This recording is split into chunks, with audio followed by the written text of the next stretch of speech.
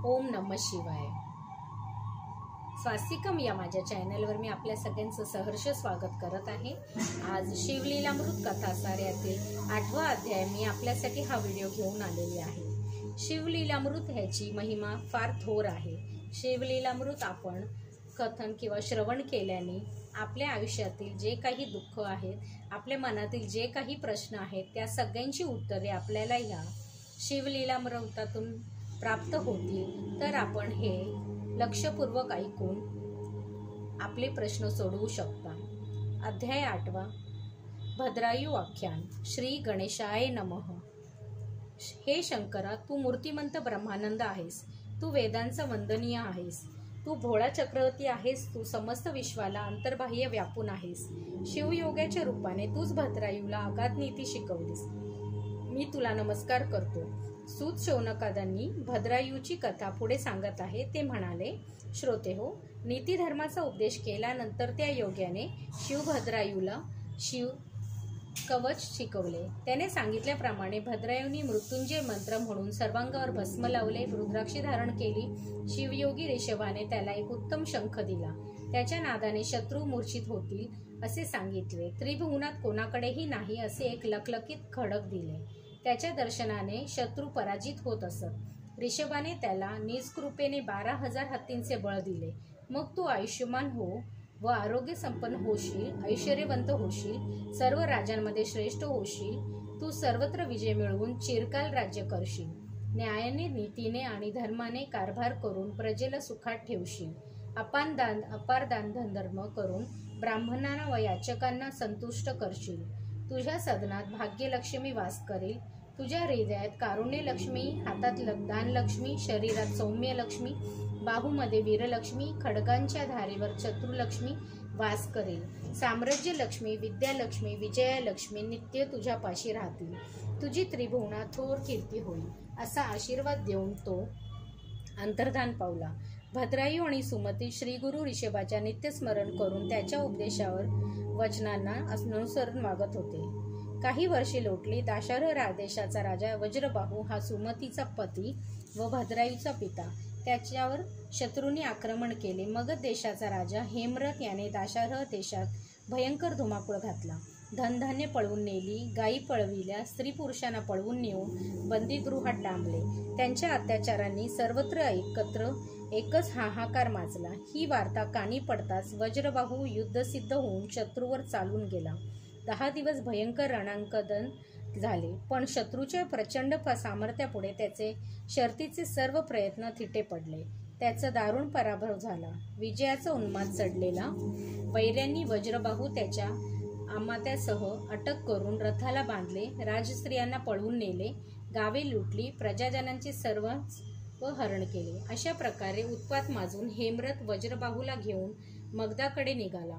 वज्रबाहू अक्षरशः दीन बापुडा झाला होता। आपला पुत्र नाही, बंधू नाही, आपला कैवार घेऊन कोण साहर्थ धावून येईल, या दुःखातून कोण सुटका करेल, अशा विचारांनी व्यतीत झाला होता। देवाकडे मदतीसाठी याचना करीत होता। वज्रबाहूचा पराभव होऊन आपल्या देशाची वाताहत झालेली आहे हे वृत्त कळताच भद्रायू चवताळून उठला, शास्त्र तेजाने तळपू लागला। त्याने श्रीगुरु ऋषभाचे स्मरण केले, शिवकवच धारण केले, मृत्युंजय मंत्र म्हणून सर्वांगी भस्म लावले, शंख घेतला व खडक घेतले, सुमतीला वंदन केले आणि म्हणाला, आई, शत्रूंनी आपले राज्य हिरावून घेऊन माझ्या पित्याला कैद केले आहे। मी भद्रायू, गुरुचा दास, तुझा पुत्र, आज अशी घोषणा करतो की मी तुझ्या आशीर्वादाने रणांगणात पराक्रम दाखवून शत्रूंचा नाश करीन आणि ज्यांनी आपल्या देशाकडे वाकड्या दृष्टीने पाहिले आहे त्या सर्व राजांना जिवंत धरून तुझ्या पायाशी आणेन। माझी यशोपातका उंच फडकवीन। मला युद्धाचा अनुज्ञा। सुमतीने त्याच्या डोक्यावरून प्रेमाने हात फिरवला, औक्षण केले, यशस्वी भव असा आशीर्वाद दिला। भद्रायूने पद्माकराचा पुत्र सुनय यास बरोबर घेतले। गरुड जसा सर्पाचा मागोवा घेतो तसेच ते दोघे कुमार शत्रूंच्या रोखाने निघाले। ते दोघे मित्र 2 सिंहासनासारखे किंवा लवकुशासारखे शोभत होते। क्षणाचीही उसंत न घेता ते दोन्ही कुमार पुढे पुढे धावत होते। शत्रूंचे सैन्य पाहिल्यावर त्यांना क्रोध आवरला नाही। ते मोठ्या गर्जना करून म्हणाले, चोरट्यांनो, पळता काय? थांबा, वज्रबाहूला घेऊन जाणे इतके सोपे नाही। आम्ही अजून जिवंत आहोत. तुमचा समाचार घेण्यासाठीच आलो आहोत. आता भोगा आपल्या कर्माची फळं. आम्ही तुमचे हात, पाय, कान व नाकचा छेदून टाकतो. तुमचे प्राणच घेतो. ते आव्हान ऐकून शत्रू थबकले, मागे वळून पाहू लागले. 2 किशोरवयाचे वीर धावत येताना त्यांना दिसले. सूर्य व चंद्र, वसिष्ठ व विश्वामित्र, वासुकी व शेष, हरी आणि हर यांनी एकत्र यावे तसेच ते दोघे पराक्रमी कुमार धावत येत होते. भद्रायू आणि सुनय दोघांनीही शत्रूवर अविरत शरवृष्टी केली. त्यामुळे महाबलाढ्य वीराचं जागीच खिळून राहिले. गुरूंनी शिकवलेले एकापेक्षा एक भयंकर अस्त्रे त्यांनी शत्रूंवर योजिले. त्यांच्या भडीमारामुळे वैऱ्यांचे काहीच चालेना. त्या अस्त्रांनी शत्रू पक्षात भयंकर संहार घडविला. रणवाद्य कर्णकटू निनाद करू लागली. एकच गोंधळ माजला. जखमी वीरांच्या आरोळ्यांनी व अस्त्रांच्या आवाजांनी दिशा कोंदाटून गेल्या. एकच घबराहट पसरली. शत्रू जीव वाचविण्यासाठी पळू लागले. तेव्हा भद्रायूने तो अद्भुत शंख वाजविला. त्याच्या नादाने सारे भूमंडल हादरले. शत्रू मूर्छित पडले. रथांचे अश्व बेभान उधळले. भद्रायू आणि सुनय त्यातल्याच 2 रथांवर चढले. त्यांनी घनघोर युद्ध आरंभिले. ही युद्धवार्ता कळताच भद्रायू आपली कैवारी आहे या ब्राह्मणेने वज्रबाहूने पराभूत सैन्यही नव्या उत्साहाने धावत आले. भद्रायू आपल्या पाठीराखा आहे हे पाहून त्यांना अद्भुत बळ चढले. मग काय विचारता. हेमरथाच्या सेनेला उभे कापत ते दोघे वीर वज्रबाहूला व त्याच्या प्रधानाला ज्या रथाला बांधले होते तेथपर्यंत मुसंडी मारत निघाले. राजाने त्यांना पाहिले. त्या दोन्ही कुमारांना अद्भुत पराक्रम पाहून, युद्ध चापल्य पाहून वज्रबाहू थक्कच झाला. तो स्वतःचीच विचार करू लागला. हेमरथाच्या सैन्यातून घुसून भयंकर रणकंदन करणारे हे 2 तेजस्वी कुमार आहेत तरी कोण? त्यांच्या तळपत्या खड्गांपुढे शत्रू पुरते निष्प्रभ आहेत. वैऱ्याची रक्ताचे पाठ उत्पन्न करणारे हे किशोर हरिहर नाहीत. काय त्यांचे धैर्य, काय त्यांचा पराक्रम. हे दोघे एकाच गुरुचे चेले असावेत. त्यातले एक राजपुत्र वाटतो आहे. त्याला पाहून माझ्या मनात प्रेम का उत्पन्न झाला आहे. हे अगदी जवळचे आप्त आहेत असे का वाटते. यांना हृदयाशी धरून कौतुकाने चुंबन घ्यावे अशी इच्छा का बरं निर्माण झाली आहे. भद्रायूच्या घातक शरवृष्टीमुळे शत्रू अगदी जर्जर झाला. आपल्या सेनेची ही दुरवस्था पाहून हेमरथ चौथा प्रचंड सैन्यबलाशी भद्रायूवर चाल करून गेला. आपल्या प्रांतांची आणि प्रजेची वाताहत करणाऱ्या या पित्याला अपमानास्पद वागणूक देणाऱ्या त्या दृष्टाला पाहताच भद्रायूच्या तळपायाची आग मस्तकात गेली. डोळ्यात अंगार फुलला. भयंकर गर्जना करून तो हेमरथाला भिडला. त्या दोघांमध्ये 4 घटिकांचा तुंबळ रणकंदन झाले. हेमरथ महाबलवान होता. तो हार जात नाही हे लक्षात येताच भद्रायूने शिवयोग्याने दिलेले खडक बाहेर काढले. त्याच्या प्रखर तेजाने मागध सैन्य जळून जाऊ लागले. तेथे मानवी देहांचा वनवास पेटला जणू. ते खडक म्हणजे कालसर्पाचे विष. ते खडक म्हणजे कालअग्नीचा कराल जीवा. यापुढे बाहुबलांची काय निमिजास. त्याला पाहून हेमरथाचा धीर सुटला. वज्रबाहू आणि त्याच्या प्रधानाला तसेच टाकून न उरल्यास उरलेल्या सैन्यासह पळून जाऊ लागला. ते पाहताच भद्रायूने चपळाईने पाठलाग करून त्याला पकडले. हेमरथाचे केस धरून त्याला रथातून खाली जमिनीवर पाडले. शिवयोगाच्या प्रसादाने प्राप्त झालेले सर्व बळ एकवटून त्या नराधमाच्या छातीवर एकच लात मारून त्यास रक्त ओकवयास लावले. त्याला त्याच्या प्रधान व मंत्री यांच्या सहित रथाला करकचून बांधले. वस्त्रासारखे धार असलेल्या बाणांचे त्याचे डोके 5 ठिकाणी भादरले. त्यांची अर्धी मिशी भादरली. दाढीही कापली. अशा प्रकारे त्याला पुरता विद्रूप करून टाकला. हेमरथाने लुटलेला राजकोष, राजस्त्रिया, गोधन व सर्व संपत्ती परत आपल्या देशाकडे वळवली. गायीगुरांना पुन्हा गोठ्यात नेऊन ठेवले. सर्व सैन्य एकवटले. प्रजाजनांना धीर दिला. सर्व प्रकारचे साह्य दिले. मग प्रधानासह पित्याची सुटका केली. त्याच्या पायावर डोके ठेवले. वज्रबाहूला रडू आवरेना. या उपकारकर्त्या मुलाचे कोणत्या शब्दाने कौतुक करावे तेही त्याला कळत नव्हते. तो म्हणाला, बाळ, मला अपयशाच्या समुद्रातून बाहेर काढणारा तू आहेस तरी कोण? कैलासनाथ की वैकुंठ वनायक? तू मला शत्रुरूपी वर्णव्यातून सुखरूप बाहेर काढलेस. तू बालवेशाने आलेला देवेंद्र आहेस. भद्रायू काहीच बोलला नाही. तेवढ्यात सर्व राजस्त्रिया त्याच्या भोवती जमल्या. त्याला निंबलोन करून म्हणाला, बाळा, तू आमची अब्रू राखलीस. आमच्या सौभाग्याचे रक्षण केलेस. आम्ही आमचे सर्वस्व जरी ओवाळून टाकले तरी तुझे उत्तरही होऊ शकत नाही. भद्रायू वज्रबाहूला म्हणाला, महाराज आता नगरात चला, शत्रूला बंदिस्त करून त्याच्यावर चोख पहारा ठेवा. भद्रायूने वज्रबाहूला सन्मानाने नगरात नेले. त्याला पुन्हा राजसिंहासनावर बसविले. त्यावेळी नगर शृंगारण्यात आले. जयवाद्यांचा निनादाने अवघा आसमंत दुमदुमला.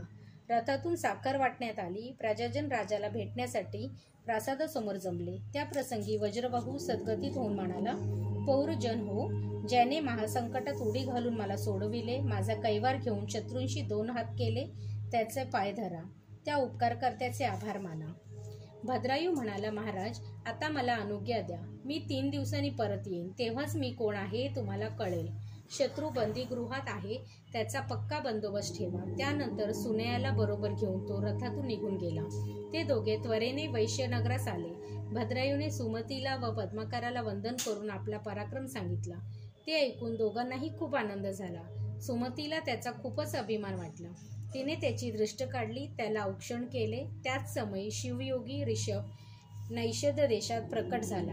त्याने चित्रागंध व सीमांतिनीची ह्यांची भेट घेतली. त्यांना भद्रायूच्या जन्मापासून ते आत्ताचा पुरुषार्थापर्यंतचा सर्व वृत्तांत कथन केला व म्हणाला, तुमची मुलगी कीर्तिमालिनी आता उपवर झाली आहे. तुम्ही तिचा विवाह भद्रायूशी करून देऊन त्याला आपला जावई करून घ्या. ते ऐकताच त्या दोघांना धन्य धन्य वाटले. त्यांनी ऋषभाला वंदन केले, त्याची पूजा केली व म्हणाले, हे योगेश्वरा, आम्हाला तुमचे वचन प्रमाण आहे. आम्ही लगेच लग्न मुहूर्त काढतो. आपण वराला घेऊन या.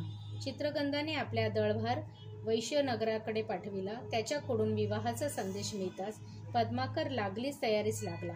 लग्नसंबंधी सर्व तयारी करून तो आपली पत्नी, पुत्र, सुनय, सुमती, भद्रायू, आप्त, मित्र, प्रतिष्ठित नगरजन व सर्व सेवक वर्ग ह्यांना बरोबर घेऊन वाजत गाजत नैषध नगरास गेला. चित्रगंधाने स्वतःच्या सामोरे जाऊन त्यांना मिरवणुकीतून नगरात आणले. भद्रायूला पाहून लोकांना खूपच आनंद झाला. त्यांनी कीर्तिमालिनीच्या भाग्याचे मनपूर्वक कौतुक केले. त्या विवाहास चित्रगंधाच्या निमंत्रणावरून अनेक राजे उपस्थित होते. वज्रबाहूही सही परिवार आला होता. भद्रायूला पाहताच तो त्याचे पाय धरण्यासाठी धावला, पण भद्रायूने त्याला वरचेवर धरले. परस्पर आलिंगन देताना त्या दोघांचेही कंठ दाटून आले होते. डोळ्यातून अश्रुधारा वाहत होत्या. पाहणारे जी आवक झाले आहे होते. वज्रबाहूने त्याला विचारले, हे राजपुत्र, तू कोण आहेस? कोणाचा? तुझा देश कोणता? गोत्र कोणते? तुझे गुरुवर्य कोण आहेत? तेव्हा भद्रायूने त्यास एकांतात नेले व म्हणाला, तात, मी तुमचाच मुलगा आहे. मी आणि माझी आई सुमती अशा दोघांची दुर्धर व्याधीला कंटाळून तुम्ही आमचा त्याग केलात, पण आमची अनंत जन्माची पुण्याई फळास आली म्हणा. शिवयोगी ऋषभाच्या कृपादृष्टीने व त्याने दिलेल्या शिवोपासनेने आम्ही तरलो. आजचा सुदिन हा त्यांच्याच प्रसादाने पाहावयास मिळत आहे. भद्रायूने आपल्या पित्याला सर्व इतिहास सांगितला. सुमती व त्याची भेट घडवली. वज्रबाहू काय बोलणार? तो फारच लज्जित झाला होता. पश्चातापाच्या अग्नी जळत होता. तो मान खाली घालून रडू लागला. मी हा काय अनर्थ केला? माझ्यासारखे अन्यायी मनुष्य व भूतलावर शोधूनही सापडणार नाही. मी कर्तव्यास चुकलो, माझा धिक्कार असो, असे म्हणून स्वतःचीच निंदा करू लागला. सुमितीलाही मागील दुःखाचे आठवणीने रडू कोसळले. शिवयोगी ऋषभाने आम्हास कृतार्थ केले. धन्य धन्य तो गुरुनाथ, असे म्हणून तिने कृतज्ञपूर्वक हात जोडले. वज्रबाहूने तिच्या कर्तृत्वाबद्दल गौरवद्वार काढले. तो म्हणाला, सुमती, तू खरोखरच धन्य आहेस. तू माता पित्यांचे कर्तव्य एकत्र पार पाडलेस. बिंदूचा सिंधू करून दाखविलास. मोहरीच्या दाण्याला स्वर्ण पर्वताहून मोठा केलास. तू माझा उद्धार केलास. मी अभागी, मी तुला टाकले, मुलाला टाकले. तू माझ्यापेक्षा श्रेष्ठ आहेस. तू मला पुत्र दिलास आणि राज्यही दिलेस. माझ्या राज्याची तूच खरी स्वामिनी आहेस. बोलणे संपून तो बाहेर आला. तोच भद्रायूने धावत येऊन त्याचे पाय धरले. तेव्हा त्या पित्याने अत्यंत जिव्हाळ्याने त्यास हृदयाशी धरले. त्या भेटीचे काय वर्णन करावे? आज शंकराला षडानन भेटला होता. बृहस्पतीला त्याचा कच पुन्हा दिसला. वज्रबाहूने भद्रायूला व कीर्तिमालिनीला आपल्या अंकावर बसविले. त्यांच्या पाठीमारून वात्सल्याने हात फिरवला. ते पाहून सर्व राजे आश्चर्य करू लागले. त्यांना भद्रायूचे चरित्र समजले. शिवोपासनेमुळे महात्म्य कळले. धन्य धन्य भद्रायू, असे म्हणून सर्वजण त्याचे कौतुक करू लागले. भद्रायूने पद्माकार, वैश्य आणि सुनय यांचा परिचय वज्रबाहूला करून दिला. त्यावेळी वज्रबाहूने पद्माकाराला कृतज्ञतेने आलिंगन दिले. ठरलेल्या शुभमुहूर्तावर भद्रायू आणि कीर्तिमालिनी यांचा विवाह झाला. तो लग्न सोहळा 4 दिवस मोठ्या थाटामाने संपन्न झाला. सर्वांनी त्याचा आनंद घेतला. वधूवरांना अनेकानेक शुभ आशीर्वाद दिले. चित्रांगदाने जामताला 2 लक्ष घोडे, 10,000 हत्ती, अनेक दासदासी व अगणित द्रव्य आनंद म्हणून दिले. वज्रबाहू आपल्या मुलाला सुनेला, सुमतीला, पद्माकराला व सुनयाला घेऊन विदर्भ देशात आला. राज्य यंत्रणेने स्वाधिकार सुमतीच्या हाती दिला. सर्व शत्रूंना आपले मांडलिक केले. त्यांचा वार्षिक कारभार निश्चित करून त्यांना सोडून दिले. जन्मोजन्मी शिवभक्ती केली असेल, गाठीशी अपरंपार पुण्यसंचय असेल तर भद्रायू सारखा सर्व गुण संपन्न नरश्रेष्ठ पुत्र म्हणून लाभतो. विद्वान व भाग्यवान पुत्र, चतुर सुंदर पतिव्रता पत्नी, सर्वज्ञ उदार व थोर सद्गुरू या गोष्टी पूर्वदत्त पुण्याईनेच प्राप्त होतात. असो, भद्रायूला राज्य देऊन वज्रबाहू सुमतीसह हिमालयातील केदार क्षेत्री गेला. तेथे ती दोघे दृढ निष्ठतेने शिवोपासना करू लागली. भद्रायूची सत्वपरीक्षा. भद्रायूने उत्तम प्रकारे राज्यकारभार चालविला. तो आणि कीर्तिमालिनी श्रद्धापूर्वक शिवभक्ती करीत असत. एके दिवशी ते दोघे वनविहारासाठी गेली होती.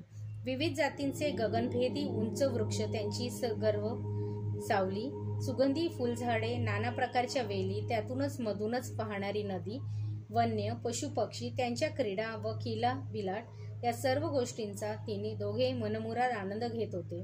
तेवढ्यात भद्रायूला एक ब्राह्मण दाम्पत्य जीवाच्या आकंताने ओरडत धावत असलेले दिसले. एक भला मोठा वाघ त्यांच्या मागे लागला होता. भेदरलेला तो ब्राह्मण भद्रायूकडे मोठ्याने ओरडून म्हणाला, राजा, माझी पत्नी मागे राहिली आहे, तिला वाघाच्या तावडीतून सोडव. ते ऐकताच भद्रायू धनुष्यबाण सरसावून लगबगीने धावला. पण तेवढ्यात त्या वाघाने ब्राह्मणीवर झडप घालून भद्रायूच्या डोळ्यादेखत तिला उचलून नेले. भद्रायूने त्याच्यावर अनेक बाण सोडले. ते अंगात रुतूनही तो वाघ विप्रपत्नीला घेऊन अरण्यात दिसेनासा झाला. भद्रायूचा नाईलाज झाला. पत्नीचा वियोगाचे दुःख ब्राह्मणाला सहन होत नव्हते. तो मोठ्याने रडून आक्रोश करू लागला. त्याने भद्रायूला धिक्कार केला. म्हणाला, काय हे दुर्दैव्य, माझी पत्नी वाघानेच नेली. राजा, माझ्या पत्नीचे जीव वाचविण्यासाठी एवढा एकांत केला, पण तू तिचे रक्षण करू शकला नाहीस. तुझा धिक्कार असो. तुझ्या अंगी असलेले 12,000 हत्तीचे बळ, तुझे शौर्य, तुझा पराक्रम, तुझी अस्त्रविद्या, तुला गुरुने दिलेला खडग या सर्व गोष्टी आज व्यर्थ ठरल्या. अरे, शरणागताला संकटातून सोडविना तोच खरा क्षत्रिय. तुला राजा म्हणायची मला लाज वाटते. जेथे सत्संगमात होत नाही तो आश्रम, जे गाव, जो शिवाचे कीर्तन करीत नाही तो वक्ता, जो ब्राह्मणाचे रक्षण करीत नाही तो शिवभक्ती करीत नाही असा श्रीमंत मनुष्य, पापमती स्त्री, मातापित्यांचा कष्ट देणारा पुत्र, गुरुशी वादविवाद घालून आपले श्रेष्ठत्व सांगणारा शिष्य, जे संकटग्रस्तांचे प्राणरक्षक करीत नाहीत असा पुरुष यांचा धिक्कार करावा तेवढा थोडाच. त्यांची धनसंपत्ती, बल, कीर्ती या सर्व गोष्टी व्यर्थच होतात. ब्राह्मणांचा शोक पाहून भद्रायू उद्विग्न झाला. तो म्हणाला, हे ब्राह्मणा, कृपा करून शोक आवर. मी तुला जे हवे ते देतो. मी तुझे लग्न लावून देतो. राज्य हवे तर तेही देतो, पण दुःख करू नकोस. ब्राह्मण म्हणाला, राजा, आज माझी प्राणप्रिय पत्नी मला सोडून गेली. माझ्या घराचे घर पण गेले.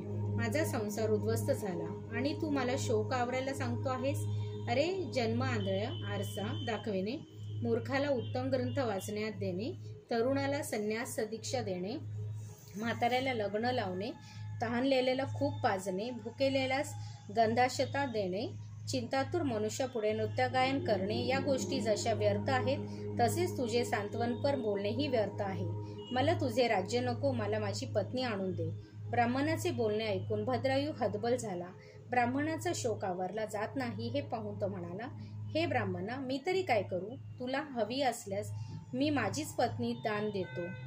ब्राह्मणाने राजाचे सत्व पाहायचे ठरविले. तो म्हणाला, ठीक आहे, तू मला कीर्तिमालिनी दान म्हणून दे. मी पापाला भीत नाही. ढेकाळ्याने समुद्र गढूळ होत नाही, धुळीने आकाश मळत नाही. त्याप्रमाणे तुझ्या स्त्रीचा स्वीकार केला म्हणून माझे उदंड तप व पुण्य कमी होणार नाही. भद्रायू म्हणाला, हे ब्राह्मणा, मी तुझ्या पत्नीला वाचवू शकलो नाही हे माझे फार मोठे अपयश आहे. तिला वाघाने नेली तेव्हाच माझे सर्व बळ नष्ट झाले होते. माझी पत्नी तुला दान देऊन मी अग्निकाष्ठ भक्षण करणार आहे. भद्रायूने त्या ब्राह्मणाला कीर्तिमालिनी संकल्पपूर्ण दान केली. हा दानविधी होताच तो ब्राह्मण कीर्तिमालिनीसह अदृश्य झाला. भद्रायूने लाकडे रचून अग्नी प्रदीप केला. तो धडधडून पेटला. त्याने स्नान केले, सर्वांगाला भस्म लावून रुद्राक्ष धारण केले. श्रीगुरूंचे स्मरण करून अग्नीला 3 प्रदक्षिणा घातल्या. शंकराचे ध्यान करून गुरुपदेष्ट शिवमंत्राचा जप केला. शंकराचा जय जयकार केला. मग हे मदानाक्ता, हे भक्तांचा संसारबंध सोडणारा शंभू महादेवा, मला सत्वर तुझा समीप ने, अशी प्रार्थना करून तो त्या अग्नीत उडी टाकणार. तोच अग्नी फारच चेतला. त्यातून चंद्रमौली ईश्वर पार्वतीसह प्रकट झाला. त्या पंचमुख दशभुज शंकराने भद्रायूला आलिंगन दिले व म्हणाला, वत्सा, तुझी निर्वाणाची भक्ती पाहून मी प्रसन्न झालो आहे. मी तुला वरदान देऊ इच्छितो, तर काय हवे ते सांग. भद्रायू म्हणाला, देवा, तू ब्राह्मणाची पत्नी परत आणून दे.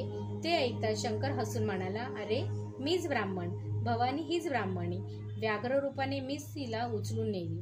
ती सर्व माझीच माया होती. आता तुझी भक्ती पाहून मी प्रसन्न झालो आहे. तुला भवानीसह दर्शन देत आहे. ही घे तुझी कीर्तिमालिनी. दुसऱ्या क्षणी त्याने कीर्तिमालिनी प्रकट केली. ते पाहून भद्रायूला शंकराला वंदन केले आणि प्रसंगी देवांनाही पुष्पवृष्टी केली. शंकर म्हणाला, वत्सा, तू गुणवान आहेस. आता अपेक्षित वर मागून घे.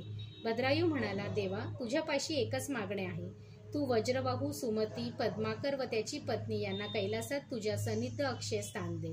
तेव्हा तथास्तु म्हणून शंकराने कीर्तिमालिनी स्वर मागण्यास सांगितले. ती म्हणाली, देवानी देवा, माझी माता सीमांतनी व पिता चित्रागंध यांनीही तुला समीपता मुक्ती दे. ते मान्य करून शंकर म्हणाला, माझे चित्त सदा माझ्या भक्तांकडेच ओढ घेत आहे. मी त्यांचे मनोरथ पुरवितो, त्यांचे कल्याण करतो. म्हणूनच तुम्ही दोघांनी जे मागितले ते सर्व मी दिले. वरदान देऊन शिव पार्वतीसह अंतर्धान पावला. भद्रायू व कीर्तिमालिनी आनंदाने नगरात परतली. भद्रायूने दीर्घकाळ उत्तम राज्य केले. शंकराने वरदान दिल्याप्रमाणे कीर्तिमालिनी व भद्रायू यांचे माता पिता, पद्माकर, वैश्य, त्यांची पत्नी व पुत्र सुनये या सर्वांना दिव्य विमानातून त्याने कैलासात नेले. भद्रायू व कीर्तिमालिनी यांनाही निज स्वरूपात विलीन करून घेतले. अशा प्रकारे शिवभक्तीने त्या सर्वांचा उद्धार झाला. फलश्रुती. हे भद्रायूचे आख्यान यशदायक व आयुष्य वाढविणारे आहे. हे श्रद्धेने ऐकले व प्रेमपूर्वक लिहिले तर विजय होतो, सर्व प्रकारचे कल्याण होते. हे आख्यान जे सांगतात त्यांच्यात वादविवाद जय होतो. या अध्यायाच्या नित्य पठनाने धैर्य लाभते, यश मिळते व कीर्ती होते. भद्रायू आख्यानाचे पुण्य सागळे. यातील पद्मरचना ही बिल्व दलेच्याच आहेत. मी शंकराला भावभक्तीने वाहतात त्या या भवसागरातून सुखरूप तरून जातात. भद्रायू आख्यान म्हणजेच कैलास पर्वत. जे याला पारायण रूपे प्रदक्षिणा घालतात त्यांना तो उमानात भवबंधनातून मुक्त करतो, निष्पाप करतो. कवी म्हणतो, हे ब्रह्मानंदा सद्गुरुनाथा, तू परम सुखदायक आहेस. तूच कैलास नायक, तूच भक्तांचे मनोरथ पुरविणारा कल्पतरू, तूच गजासुराचा वध केलास. हे श्रीधराला वर देणारा ईश्वरा, तू वेदशास्त्रांनाही अगम्य आहेस, अतर्क्य आहेस. कंदपुराणातील ब्रह्मोत्तर खंडात असलेल्या शिवलीलामृत या महान ग्रंथाचा हा 8वा अध्याय अतिशय गोड आहे. सज्जनांनी त्याचे नित्य श्रवण पठण करावे. अध्याय 8वा समाप्त. श्री सांब सदाशिव पर्णमस्तु. शुभं भवतु, शुभं भवतु, शुभं भवतु. ओम नमः शिवाय.